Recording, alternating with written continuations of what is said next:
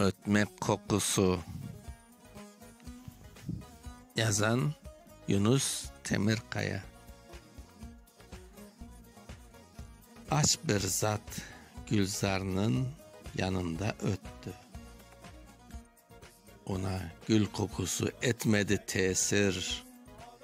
Şu aç zat pazarının yanına yetti.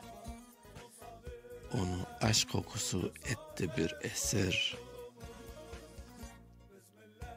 Tok olsaydı çiçeğin kokusu güzel, güllerin, lalenin kokusu güzel. Aç olsan ötmeknin kokusu güzel, etin, mayın, nanenin kokusu güzel. Okuyan Mustafa Şansal.